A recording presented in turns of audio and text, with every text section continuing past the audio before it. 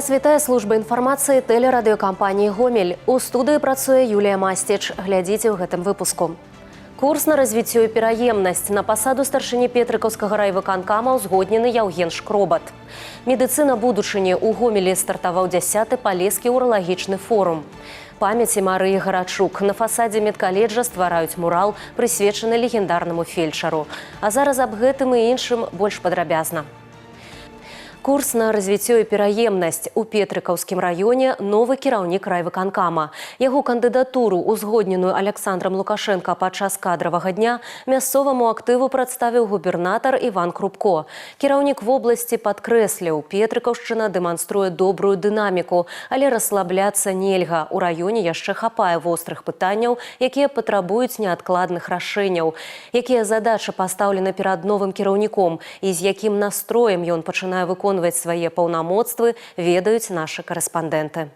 Рабочы чацвер прэзідэнта пачаўся з кадравага дня і буйных прызначэнняў, якія закранулі і паўднёва-ўсходні рэгіён. Петрыкаўскі райвыканкам, які застаўся без старшыні пасля пераходу Александра Верамеева на новую пасаду, сёння афіцыйна атрымаў кіраўніка. Раён узначаліў Яўген Шкробат і адразу ж жорсткія задачы ад першага. Что касается Петриківського райисполкома, вы понимаете, что я там бываю не единожды. Конечно, тоже видел. Очень внимательно наблюдаю вообще за Полешуками и развитием Полесья. Это когда-то было моей болью. Сейчас я рад, что все-таки люди там живут более-менее прилично. Это во-первых, что вы всегда будете на глазах. Развіваць раён Яўген Шкробат будзе з высокай стартавай пазіцыі. Прэзідэнт асабліва падкрэсліў, папярэднік пакінуў пасля сябе моцную базу і добрую рэпутацыю. Менавіта таму планка чаканняў лімітаваная, а патрабаванне за вынік будзе ў разы больш жорсткім, чым на ранейшым месцы працы ў Жыткавічах. Несмотря ни на что, работы в Петрикове достаточно, и показать себя тоже есть где. Поэтому, смотрите, легкой жизни я вам там не обещаю. Кадравы чацвер перамясціўся са сталіцы ў рэгіён. Ужо пасля абеду ў Петрыкаве склікалі пазачарговую сесію раённага савета дэпутатаў. Прадстаўляючы новага кіраўніка актыву, губернатар Іван Крупко адзначыў, што раёну ўдалося захаваць станоўчую дынаміку, аднак на парадку дня застаюцца вострыя пытанні, якія патрабуюць неадкладнага вырашэння. Мясцовы дэпутацкі корпус аднагалосна падтрымаў кандыдатуру Яўгена Шкробата падчас адкрытага галасавання.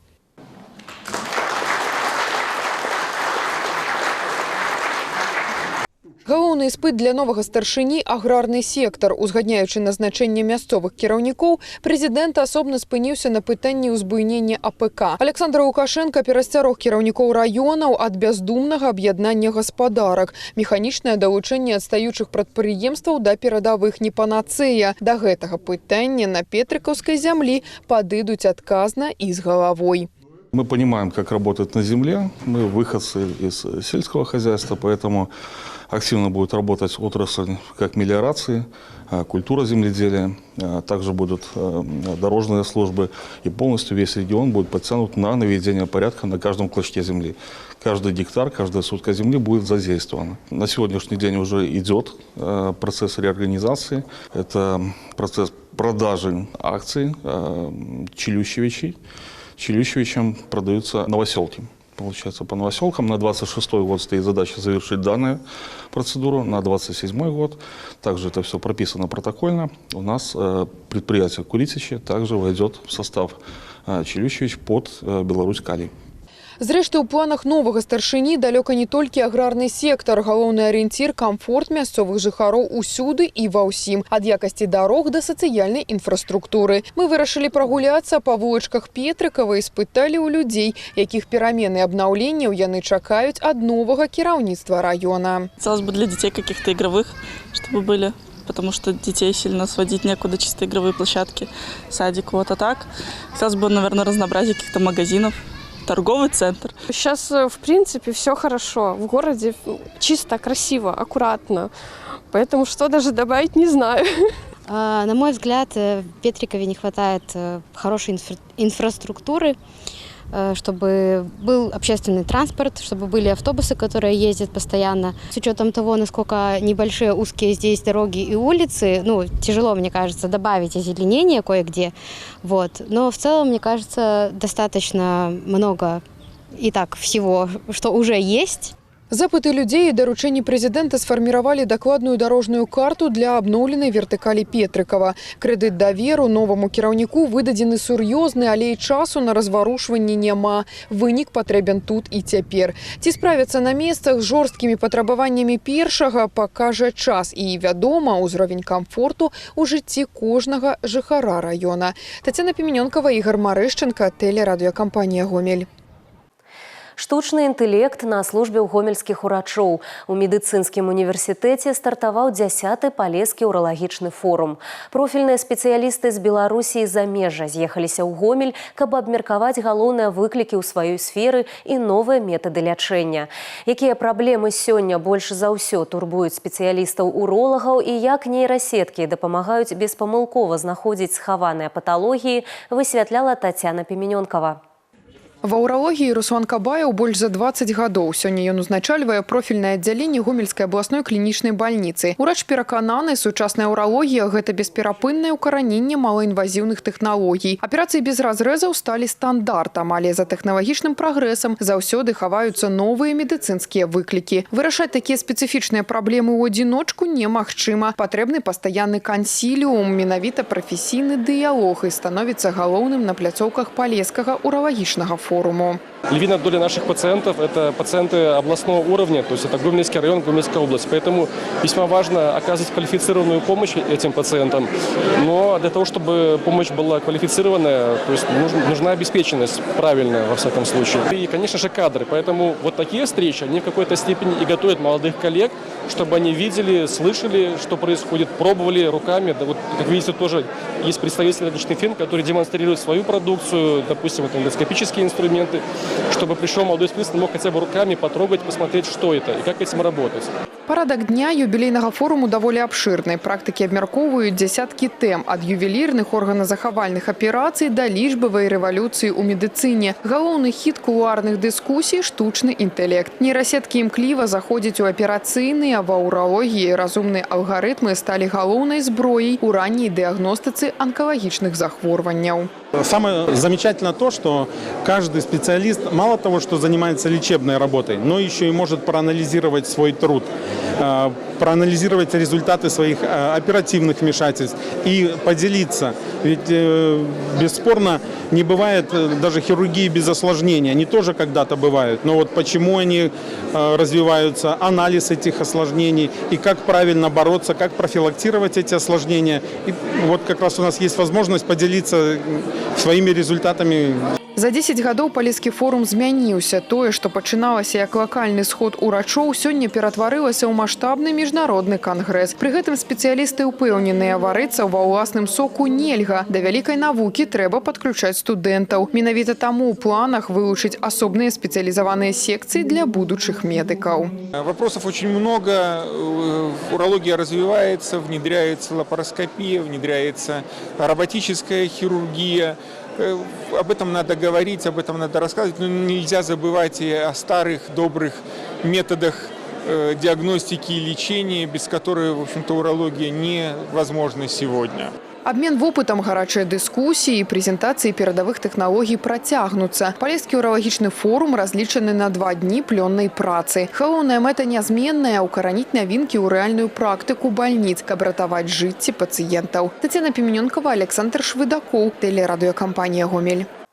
Лета з карысцю. Тысячы студэнтаў і школьнікаў адправіліся працаваць у складзе студатрадаў БРСМ. У гэтым годзе маладзёжная арганізацыя плануе працаўладкаваць больш за 11 тысяч маладых людзей. Байцы асвойваюць не толькі поўдзень, але і поўнач. Традыцыйны маршрут у Туапсе дапоўнілі рэйсам у Якутск. Там, дарэчы, зараз даволі цёплае надвор'е. Па-летняму горача і на самай халоднай вытворчасці Гомеля. Ірына Драбышэўская працягне тэму. На вытворчасці холодной присмаки зараз наступили самые горячие працоўныя будни. Улетку на мороженое попыту зарастая, задача приготовить до 1500 тонн. Додатковая працоўная сила будет вельми дарэчы, чым комментуют пополнение шэрагаў персонала на гомельской фабрике мороженого. У нас сейчас горячий сезон, все линии работают в полном объеме. Безусловно, без наших студенческих отрядов, которые приходят на нашу фабрику, мы никак не обойдемся. Естественно, каждый молодой специалист, приходя на нашу фабрику, проходит обучение. У нас существует такое понятие, как наставничество. Все работники новые легко вливаются в наш коллектив и с большим удовольствием трудятся на сборе холодного урожая. Студотряды привлекаем на протяжении всего сезона, то есть где-то с февраля месяца уже начинаются наборы. На летний заробок сюды поступают студэнцкія атрады практычна з усіх ВНУ в области. Ёсць навучэнцы колледжаў, шмат студэнтаў-замежнікаў. Галоўнае веданне мовы. У будучага філолага з Туркменистана з гэтым няма праблем. Я работаю тут месяц, мне нравится здесь работать. Мы варим мороженое. У нас дружелюбная команда, товарищи. Несложно, привык через пару дней. У резервуарах з мороженым минус 40. У вытворчым цеху па-летнім цёпла. Так што ні адзін студэнт яшчэ не змерз. Да таго ж па жаданні прадукт можна і прадэгуставаць. А гэта дадатковы працоўны стымул. За змену тут працуе да 200 студэнтаў. Знайшлі пасільныя працоўныя месцы і будучым медыкам і лагістам. Рабочая формула – карысць, выгада, цікавасць. Студэнт МИЦО Артём пасля прэм'ернага выхаду на конвейер вырашыў, наступным летом будет працяг. В трудовом отряде я первый раз, я решил попробовать, мне это было очень интересно, поработать на данном заводе и, собственно, заработать средств. Я в этом увидел не только возможность получить материальную помощь, так сказать, но и необходимый мне опыт, который понадобится мне в будущей взрослой жизни. Але не мороженым адзіным прыцягваюць моладзь папрацаваць. Лішняя копейка ў бюджэт яшчэ нікому не перашкодзіла. А таму студатрады асвойваюць самыя розныя напрамкі. У гэтым годзе маладзёжная арганізацыя плануе працаўладкаваць больш за 11 тысяч маладых людзей. Байцы асвойваюць не толькі поўдзень, але і поўнач. Традыцыйныя маршруты Туапсе дапоўнілі рейсом у Якутск. Период работы у всех разный. Кто-то работает 10 дней на производстве, это от месяца до 2. Ребята, которые уехали в Якутию, они будут там трудиться 3 месяца, прокладывать железную дорогу в Якутии. Несмотря на то, что открытие трудового семестра состоялось у нас совсем недавно, мы трудоустраиваем молодежь в течение всего года. Записаться к нам очень легко. У нас есть чат-бот, посредством которого можно заполнить анкету, также прийти в районные комитеты, где можно оставить свою заявку, и обязательно с ребятами свяжутся и предложат им работу. По белорусских законах студенты могут працаваць круглый год, але вось школьники только у канікулярны перыяд. Маса студатрадаў працуе ў межах гомельскага рэгіёна. У гэтым годзе будзе запущена абласная маладзёжная будоўля паліклінікі. Актыўна запрашаюць на работу і айчынныя прадпрыемствы. Ірына Драбышэўская, Ігор Марышченко, тэлерадыёкампанія «Гомель». Кожны гектар у справу. У Гомельской вобласці пустуючыя землі актыўна вяртаюць у гаспадарчы абарот. Штогод другое жыццё атрымліваюць да 20 тысяч гектараў, найчасцей гэта сельгасугоддзі. За першы квартал аграрыі рэгіёна ўцягнулі ў працу каля 6 тысяч гектараў. Пра тое, як рэанімуюць закінутыя палі, наш наступны сюжэт. Яшчэ вясной гэтае поле Еўгенія Косцева бачыла зусім безнадзейным. Замест роўных разор, глухія зараснікі хмызняку і пастаянныя падтапленні. Па дакументах зямля, па факце мёртвая зона. Кусты выкрычавалі, ваду павялі па каналах. Сёння былыя закінутыя гектары афіцыйна вярнуліся ў вялікую аграрную гульню. В этом году у нас 3 культуротехнические мелиорации. Это здесь и в других районах в общей сложности 125 гектар, где-то так. Плюс 2 реконструкции. Это более объемные объекты, более объемные по времени и по объему работ также. Сейчас один у нас будет вовлекаться в водицу. Получается в этом месяце, в июне, а второй в сентябре месяца этого года. Спецыялісты землеўпарадкавальных службаў вядуць сапраўднае паляванне за кожным безгаспадарным метрам. Штогод у абарот вяртаецца ад 16 до 20 тысяч гектараў пустуючых земель. Для разумення маштабу гэта плошча сярэдняга еўрапейскага горада. У лідарах Гомельскі раён. Толькі за бягучы месяц тут рэанімавалі больш за 120 гектараў закінутых угоддзяў. В границах населенного пункта также проведено обследование земельных участков. Выявлено более 100 гектар неиспользуемых земель. Данные земельные участки были включены в перечень свободных незанятых для последующего предоставления гражданам для ведения личного подсобного хозяйства, огородничества, а также строительства, обслуживания жилого дома и при желании для сенокошения и выпаса сельскохозяйственных животных. За чысцінёй палёў сочаць жорстка. У галоўным управленні землеўпарадкавання падкрэсліваюць, цырымоніцца з тымі, хто запускае участкі, ніхто не збіраецца. У адрас недобрасумленных землекарыстальнікаў ляцяць афіцыйныя прадпісанні. Зарос хмызняком, атрымаць дакументы, канкрэтны тэрмін на выпраўленне. Праігнараваў, рыхтуйся да буйных штрафаў або зусім да канфіскацыі надзела. Правіла для ўсіх адно: зямля павінна працаваць, а не пуставаць. Подразделениями землеустройства в отношении недобросовестных землепользователей направляются предписания. Как правило, в среднем их количество составляет около 10 тысяч.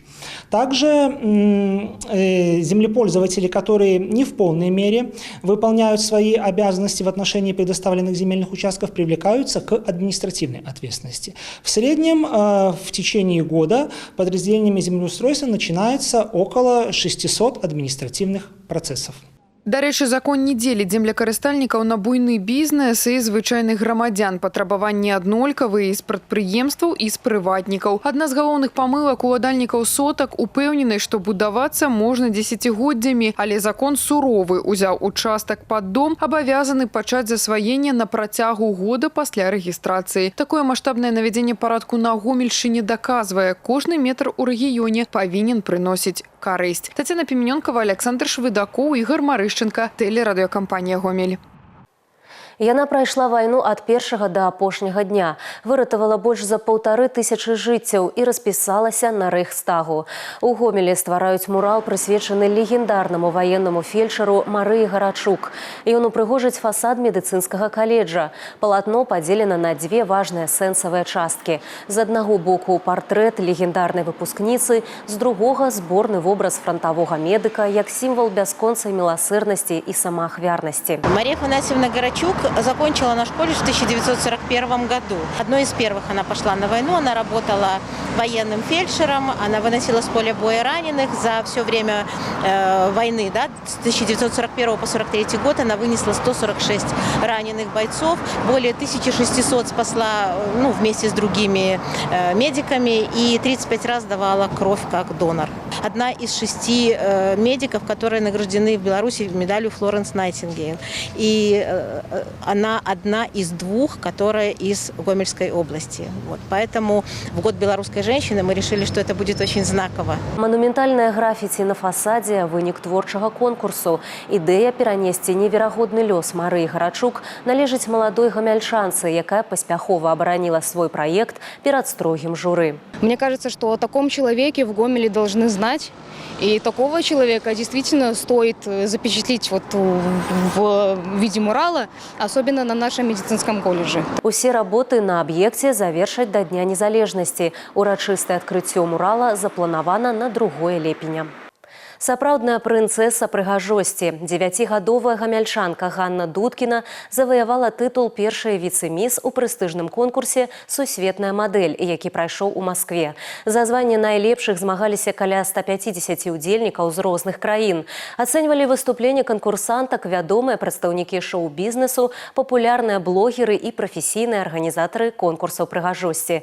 Пра тое, колькі трэба хадзіць па подыуме, каб дайсці да кароны, у матэрыяле Ганны Кустачовой. Шаг, поворот, ручка. Раз, два, три. Шаг, возвращаемся назад.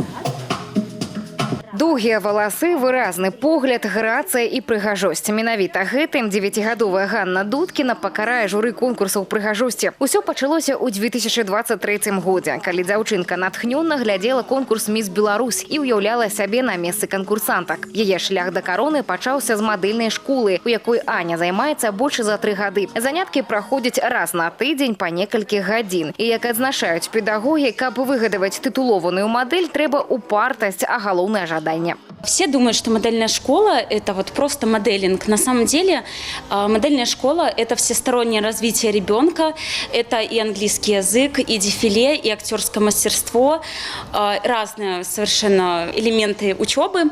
Аня сама по себе очень красивая девочка, и я считаю, что ей позволила победить ее харизма, ее блеск в глазах, ее сияние и ее уверенность в себе. А уверенный ребенок чувствуется за километр со сцены. И для жюри самое главное в конкурсе красоты – это уверенность, харизма и подача себя на сцене. У Анюты это все есть. Поэтому я думаю, что ее будущее в модельной сфере еще впереди. Як вы думаете, што прынясе поспех мадэлі, ідучай па подыуме? Пастава, усмешка і харызма. Конкурс «Сусветная мадэль» у Мінску стаў кропкай старту ў мадэльнай кар'еры Ані. Першае спаборніцтвы і адразу гран-пры. Далей паездка ў Маскву і зноў перамога. Першая віцэ-міс. Аб такім можна толькі марыць. Гэтак жа ў Маскве Аня атрымала асаблівае прызнанне – ганаровае званне «Сусветная прынцэса». Это мои первые конкурсы, и я вообще не ожидала то, что что-то выиграю. И я долго занималась, и вот моя корона. Побольш заўсёды група падтрымкі. Бацькі. Мама Ані, Юлія, дзеліцца лайфхакам поспеху дачкі. Самае галоўнае – атрымліваць задавальненне, знаёміцца з новымі людзьмі и быть собой. Рассчитывали просто получить опыт, хорошие эмоции, новые знакомства. Особо мы ни на что не рассчитывали. И когда объявили, что Аня стала первой вице-мисс, мы очень сильно обрадовались. Конечно, это в ее возрасте, тем более она всего лишь год участвует в этих конкурсах красоты. Я считаю, что это хороший опыт, и значит, мы все делаем правильно. У нее есть своя полочка, она находится возле ее кровати, она такая в форме цветочка, и мы на нее раскладываем аккуратненько все эти короны, чтобы Аня каждое утро просыпалась, смотрела на них, не забывала, что все это труд, и чтобы у нее был стимул дальше не лениться. Нядаўна Аня стала пераможцай яшчэ аднаго конкурсу «Прынцэса Беларусі», які праходзіў у Мінску. Зараз сям'я актыўна рыхтуецца пакараць наступны яго этап, які адбудзецца ў жніўні. Ганна Кустачова, Александр Швыдакоў, тэлерадыёкампанія «Гомель». Сегодня завершается регистрация на ЦТ у резервовые дни. Подать документы можно ў 6 ВНУ Украины. У Гомелі гэта тэхнічны універсітэт імя Сухога.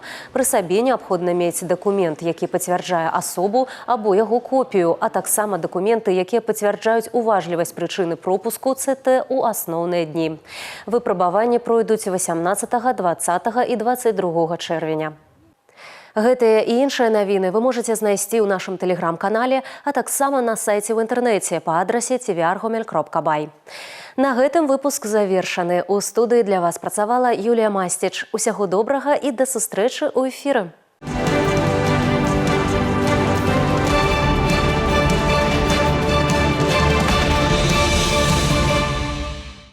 Эфир телеканала «Беларусь-4» продолжает де-факто. В студии Михаил Синицын. Здравствуйте.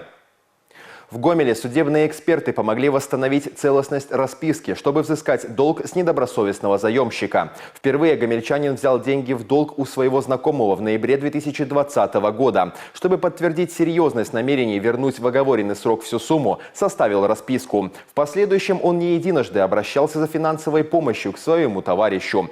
В общей сложности сумма долга выросла до 70 тысяч рублей. Когда пришло время платить по счетам, заемщик разделил расписку надвое, рассчитывая таким образом уничтожить единственный документ, подтверждающий его долговые обязательства.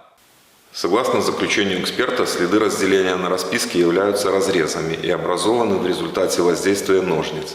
В ходе сравнительного исследования фрагментов расписки между собой способами сопоставления, неполного и полного совмещения по линиям разделения, установлено совпадение нижнего конца фрагмента расписки номер 1 с верхним концом фрагмента расписки номер 2, как по общим, так и по частным признакам. В результате проведенного исследования эксперты соединили фрагменты документа в единое целое и восстановили расписку. За минувшие сутки в Гомельской области произошло несколько ДТП. В областном центре 23-летний водитель троллейбуса АКСИ-321, двигаясь по проспекту Октября, применил экстренное торможение, из-за чего 53-летняя женщина-пассажир транспортного средства упала. С травмами женщина доставлена в больницу, где после оказания помощи была отпущена домой.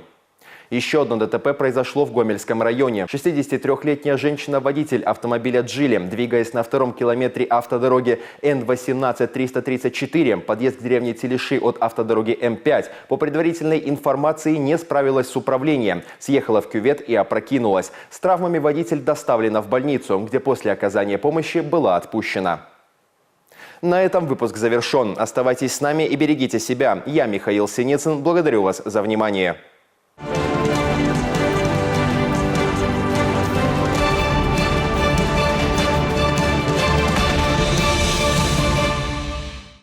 В пятницу после международной паузы возобновляется чемпионат Беларуси по футболу высшей лиги. Программу 11-го тура откроет матч Ислыч-Нафтан. Игра начнется в 17:00. Гомель, расположившийся в тройке лидеров, сыграет в субботу против Минского «Динамо». Поединок для зелено-белых выездной. Начало в 19:00. К слову, команды соседи по турнирной таблице. Динамовцы расположились на второй позиции.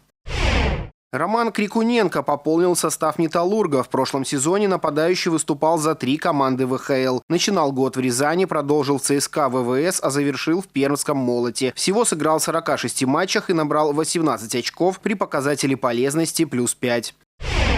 Усиление и в Гомеле. Состав команды пополнил российский нападающий Никита Титов. 30-летний форвард, уроженец Нижнего Тагила. Минувший сезон экстралиги начинал в Бресте, где в 15 матчах отметился 12 результативными баллами. Позже перешел в Гродненский Неман, где за 20 игр набрал еще 5 очков. Всего в экстралиге провел 88 матчей. Виолетта Гуреева стала финалисткой 3-го этапа Кубка мира по современному пятиборью в Будапеште. Участие в женских полуфинальных соревнованиях приняли 36 лучших спортсменок по итогам квалификации, которые были разделены на 2 подгруппы. Представительница нашей области одержала победу во 2-й подгруппе. Напомню, в текущем сезоне Кубка мира на 1-м этапе в Каире Гуреева взяла бронзу.